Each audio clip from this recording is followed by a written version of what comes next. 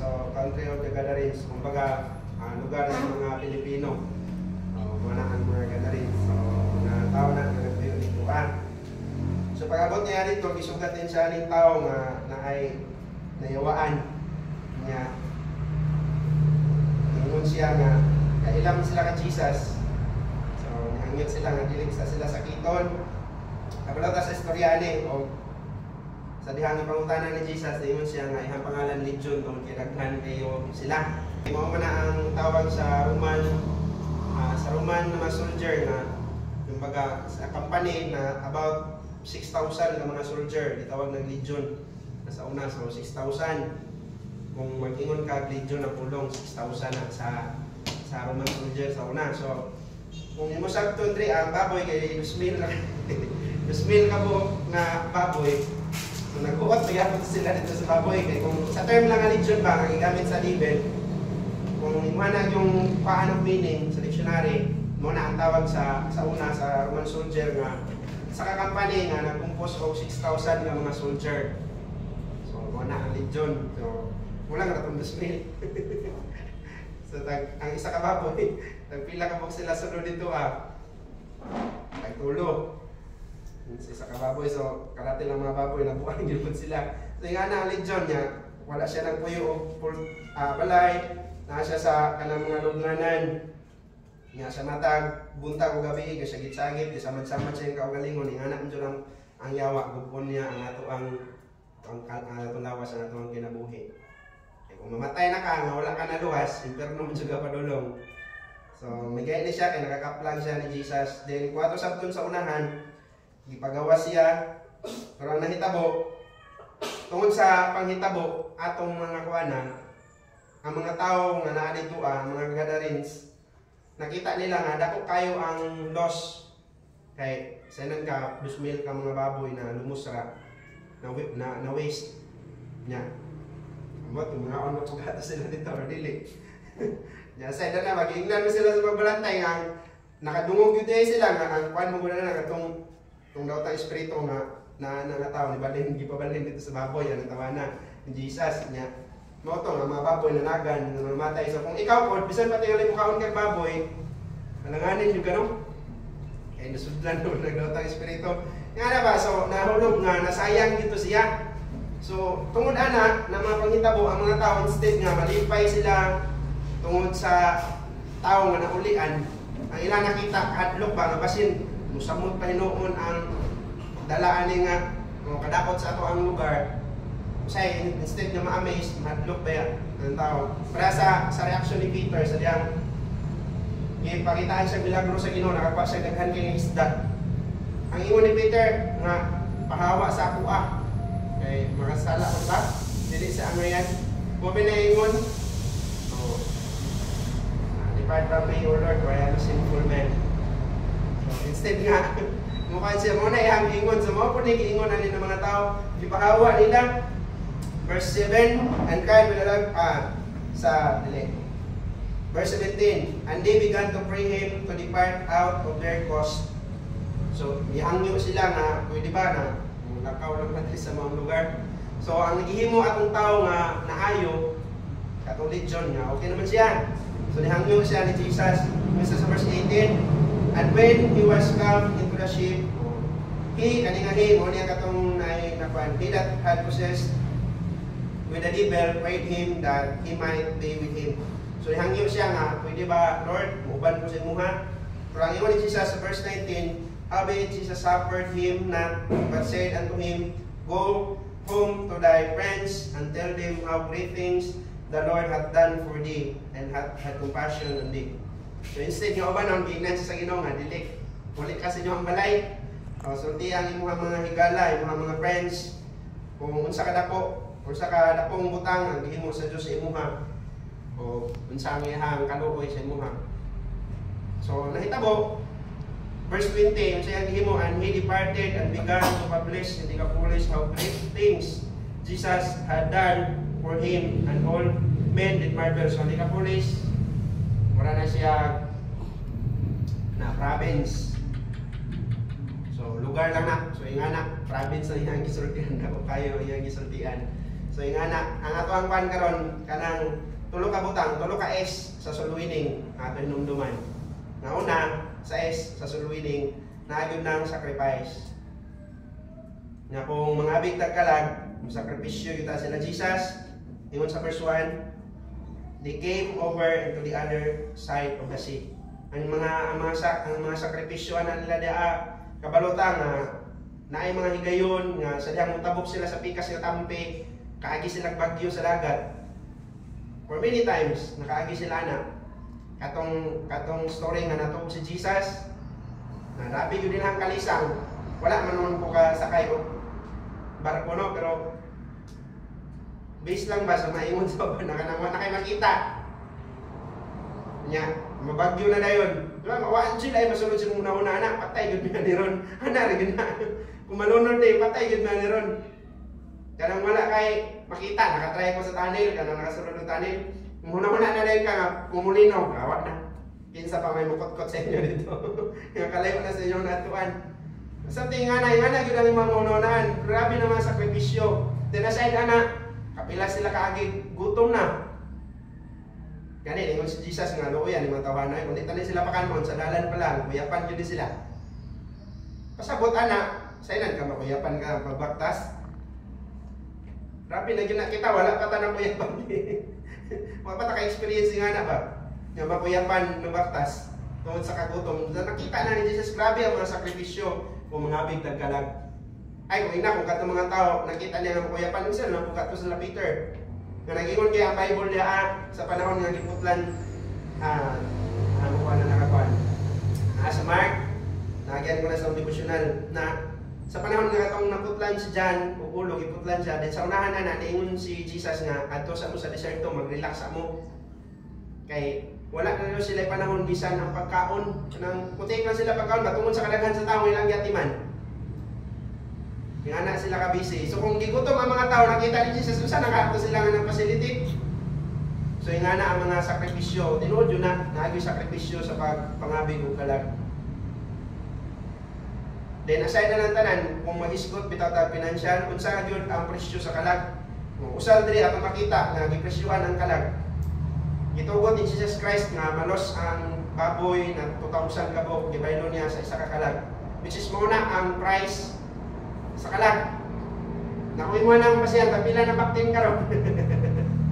Baktin o, kaya 4,000, times na mo sa 2,000. Pila ka milyon, 8 milyon na maabot. Sa una pa na presyo. Diba sa presyo na sa ato karon? Diba ang presyo ba? Kung imong panon, basihan ang presyo sa ato karon na panahon.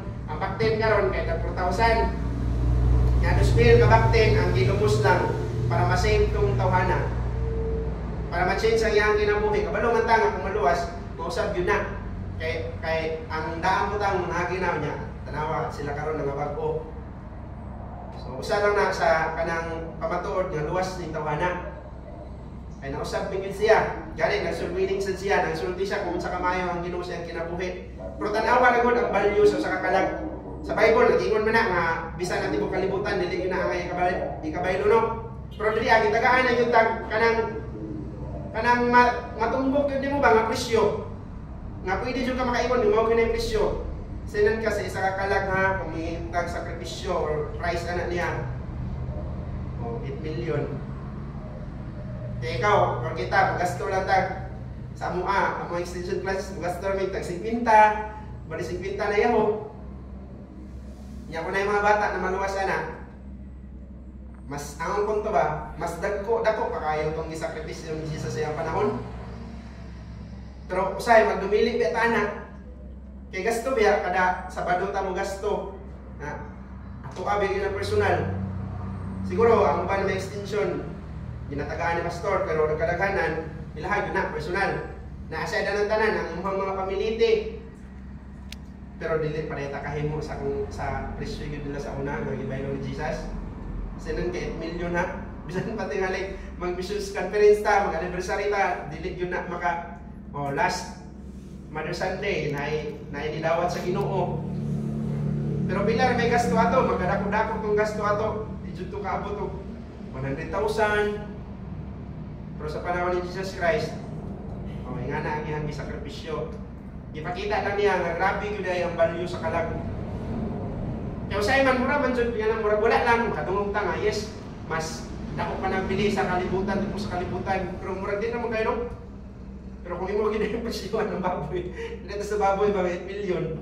Ipalumos ra gyud wa gyud napuslan. Oh, nga na kabalyable lang kalag. Pero ingon ba ang 1 Corinthians 15:58 nga your labors not in vain in the Lord.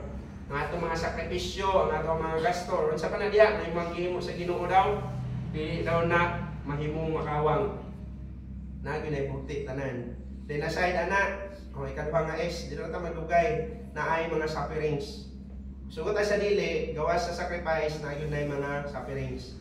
Na mga lantusunon. Ingon ang Philippians 1:21 nga it is given in the behalf of Christ not only to believe on Him but also to suffer for His sake. Philippians 1:29 sa 3. For unto you it is given in the behalf of Christ not only to believe on Him but also to suffer for His sake. Dili lang kay iko lang daw kamo tuo, mantos gid purota tungod og alang niya. Diri ka po ipakita po sa Ginoo nga nagantos po siya about kaning pag-neglect. Lain po biya kay paminon. Nga gipakita na nung silang maayo kaya gihimo ba ang katong tao nga grabe ka, kung imo gyud ang sabton, wala na gyud makaagi ato ng mga agianan sa Mateo. Tungod kay mantas kayo siya. Dili lang kay nayawaan, grabe gyud sa kamantas pod. Nabisan kapuson, makabuhi ra, nya manakit sa mga tao ba. Di ka manipay nga na usab na. Pero ang nahitabo, wala man sa Jesus, wala gidawat, gidiklik siya. Ato na hinumduman nga sa pagsulwining, naagi na. Naagi mga panahon nga, hiniklik yung ka. Eh, wala man na nag-matter sa kung kinsa dyan ka. Mabot yun na. May experience na yun na. Hiniklik ka, kanang wala sila, dili sila interesado sa imong isulti. O, di dyan ko makalimot atong na sa taguyang mo. Okay siya. Siya nga, sige. Paging ko na pwede may makashare sa imong ate. Oo, pwede na. Kuhan pa nga ito po video. Busy pa kayo ka ng hilit. Puso pa kayo itong mga bulak. So, katanong-tanong sa bulak. So, okay na ko kayo. Pwede mo makapaminaw. Bisa nga siya gihimo. Pero niya na siya nga. Sako dong. Basta, kung siya may ingon, mangambot rin ko. Mangambot rin daw siya. So, niyon ko, namuto ka, Bible day, nangambot lang. Kaya mangambot naman siya. Mura man rin ito ba? Ambot. Bisa kung sa imong iingon, ambot. Muto ka tayo nga, makasala ta. Lang ani daw. Ikaw yun na. Lagutas na dali. Basta kay ambot rin yan ito pag wala siya kung nihuman. Wala pa nihuman na eh. Sige te, murag busy mo dyan ka diha. Ngita na may lain. Sintay siya na. Usahay, nagbugalan pa yun ta. O, diha isa sa tulay, sa baba. Itong mapamiting sila sa unahan. Na yung mga taga-DPWH, naghan mo kayo sila, nagtapok. So, among disurveying nga, among itagang trucks. Instead nga maminaw, ibugal-bugalan kid eh. Kaya nga na ba? Makaagi yung gana, mahantos yung gana. Pero muna, usahay, mawadaan diri ko tagana. Pero si Jesus Christ, wala yun siya na wala gana ani. Kaya kung musabton sa unahan na or sa lain nga mga sa cross-reference na sa loob, nibalik pa mo siya ang lugar, wala yun siya na wala gana. Wala siya ni surrender, tungkol kaya gireject siya sa mga tao, alin napita. Pero ang ako arang punto draan nga, sa sulwining, muna ikaduha nga is nga, pinumduman nga, musapar yun ta.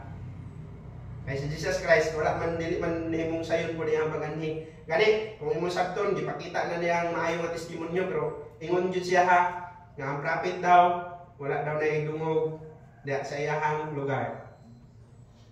Pasabot, nabisan pa na yung maayong ngayong testimonyo, ana inyong dapit.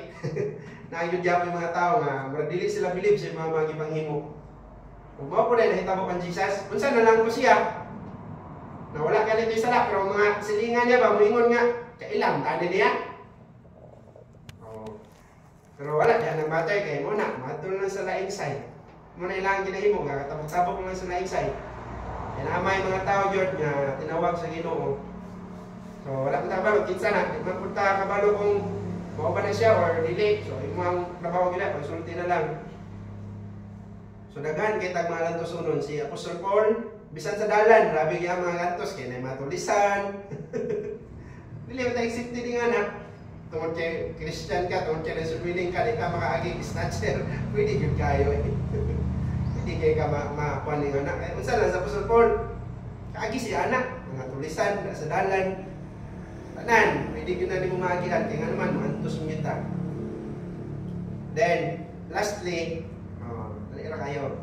Una nga is, natay sacrifice, natay sufferings, then napoy success. Mao gyud po ang last na ito inumduman sa soul winning. Musugot tayo sa dili, ang imong pagsulti, nahimo na kang nagbalaugo na. Di dawat mo na or wala, basta ka nisulti ka, daog na jud ka. Daog jud ka, kaya nga naman, dili yun na mahimo sa tanan. Bulahan jud kaya ka kung makasulti ka. Parang yun sa kuha, mo ginawang kuhan ba, sa Kristohanon, ang pinakadugay, mahimo ma-apply sa pulong sa Ginoo kanak yung pag-soul winning. Ambot sa inyo ang kinabuhi kung unsay na-iwit ninyo nga nahimo. Kaya kung ka na mag-isgotag, sa ako alang, mag-isgot tayo sa offering, unsa pa na niya. Mas nauna na sila kontra sa soul winning. Soul winning yun, mo yun ay pinaka-murag iwit na makatpunan sa Christian. Pero dili po kumakaingon tayo na yung tanan. Basta naapoy-uban nga, busy ka na lang soul winning, ang paghatag mo dili. Pero lisod manggod, kaya kung pag soul winning manggod, nakahatag na mo kaguna na. Nahatag na ni mga panahon. Then nasay na ng tanan, sure yun kung pag soul winning, dili na Domingo. Mas daghan yun ang panahon nga, dili ka Domingo mag soul winning. Di sa lain ko na naadlaw. So, posible kayo nga mag soul winning ang sa katao, dili na siya faithful sa iyang pasimba. Dili na siya faithful sa iyang giving. Posible yun na kayo. Makanangay ko, mga tao nga dili-hilig mo pasalamat sa simbahan, di yun na, mo maglisod yun ang soul winning. Ano mga tao nga mo dili mo barog nga musulti ka na magpasalamat ng hapon, maglisod yun ang soul winning. Kaya makitaan yun ako kanang mga tao nga manindog, na yun yung mga hagi. Mga tao yun na, nga musulti yun. Or naman po yung mga pasalamat na dili, pero talagsara yun. Ginawang dasig sila haba na kung gusto kang soul winning, katuni sa yun ang pasalamat. At least maka-anchor ni mo ang imang kanang pagkaulawon ba? May problem mo ang imang self-confidence na mutindog yung sa kadaghanan. Yung anak, sa soul winning, naagod po ng success. Ang success ni mo sa diyan isulti na ka. Kaya kung mulakaw-lakaw na ka, wala man. Dili matawag og success. Okay, ino si Jesus no nga, go and preach the gospel. So kung nigura ka, wala ka ni preach, wala gyapon na diha ang sugo. Wala din mo na himo ang iyang sugo. Kay palakpon man ka diyan pasultion. Sa diha ni sulti na ka, kana diha ka na himo nagmadaugon. No matter kung nituo ba na or wala.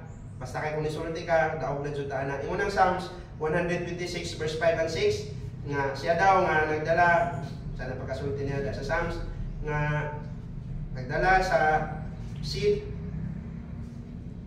So bisan pa kahilak na siya. They that sow in tears shall reap in joy. He that goeth forth and weepeth, bearing precious seed, shall that place come again with rejoicing, bringing his sheaves with him. So kung matanong ta, muani yun ta. So ang pagtanong mo na pasulti. Siguro dili na sila matuo karon. Pero umabot yun ang panahon. Ato ta basahon ang cross reference ato. Sa dihang ipalaya si Jesus Christ, nakaw po siya. Wala gid po siya wala siya diha ka oras mga grabe pud mo eh. Ibaylon lang gyud ninyong baboy ang tao nga mas importante man eh. Di unlike sa uban bitaw na mapangitabo katong nag-ayo siya sa sinagog nga siya asap tay maayo kanang maghimo tag maayo sa Sabat or dili. Nga marag na risunat pa siya ba? Diri wala. Pag-ingon nga, pwede nga, lakaw ka diri sa mga lugar, lakaw na po siya. Pero ingon ang Luke, atong mo niya ang cross reference niya, Luke chapter 8, verse 39 to 40. Ingon siya diri sa verse 39, Now, the man out of whom the devils were departed besought him that he might be with him. But Jesus sent him away, saying, verse 38 and 39, Return to thine own house, and show how great things God hath done unto thee. And he went his way and published throughout the whole city how great things Jesus had done unto him. And it came to pass, yun ang verse 40, and it came to pass that when Jesus was returned, so sa dihang nilakaw, Nilakaw siya, nihangi ko itong mamuban, wala niya gipauban itong katong mayawaan. Nihangi pabalik, nga pasulti. So, nisulti siya sa tibok syudad, bisan sa tibok province na. Then, pagbalik ni Jesus, yun siya, and it came to pass that when Jesus was returned, the people gladly received him, for they were all waiting for him. Nganong ang mga tao daw, nalipay kaayo, nga nidawat sa iya, tungod kaya mga tao, kapaabot sa iya. Mangutana ko ba? Kinsa may tao, or unsa man ang klase mga tawhana nga nagpaabot sa pagbalik ni Jesus? Kinsa man ang mga tao nga nagpaabot sa pagbalik ni Jesus? Siguro mga tao na Christian, mga tao na maluwas nga malipayon nga nagpaabot sa pagbalik ni Jesus. Siguro kita, or ikaw maluwas, lipay yun ka nga nagpaabot sa pagbalik ni Jesus. Samot na kung mabalik niyo siya. So di ay, kanang mga tawhana, no, mga luwas na sila. Mga tao na nga nagtuo ni Jesus. Nga naman, tungod kay naiusa lang yun, katao nga nasulti.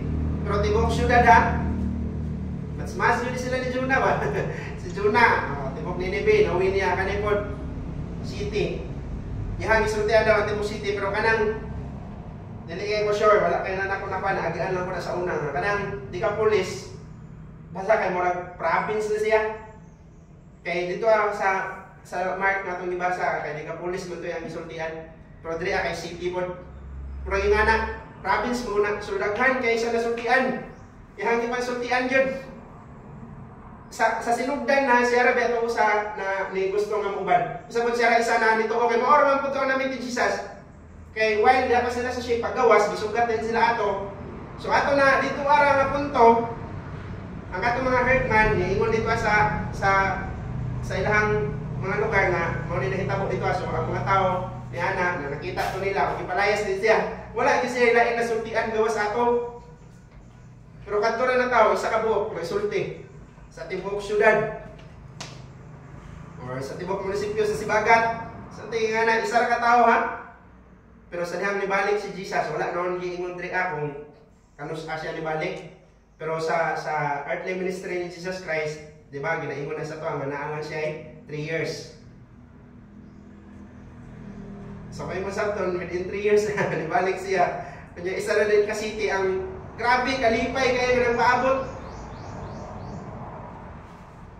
O, unsa ra to kadugayon siya na, unsa ra ka, pilar ka nga panahon to, ang panahon niya nga, wala dito siya isayang. Siguro, grabe dito ang ihangkuan ba? Ako sila man, ako sa una, inganayo ko niya, kaayo ko, bahalag mo balik ito siya o dili, basta kay isulti na ko, kay muling isubo niya. Isaaran ba siya sa Ginoo dra, sa diyang ingon ang Ginoo nga, ang ingon ra niya nga, return to thine own house, and show how great things God hath done unto thee. Nya wala man siya lingon nga, kanya balikon tara ka diri. Wala siya lingon, pero kung sa ingon sa tao, mawala yun po na yung gisulti. Ipakita kung unsa ka maayo ang Ginoo sa mga kinabuhi. Mo na isulti sa ilahan. O ingon po siya sa reference ato sa Mark chapter 5. Ang ingon ni Jesus, go home to thy friends and tell them how great things the Lord hath done for thee and had compassion on thee. And he departed and began to publish. So, gikan ato, nisulti na dayon na siya. Kasulti na dayon siya. May masabton experience, wala. Wala kayo ito yung experience, mga sama sa ato ang ate, ikasulti daghan about sa Ginoo. Kung unsa siya kamayo sa itong kinabuhi, kay siya, mawarto.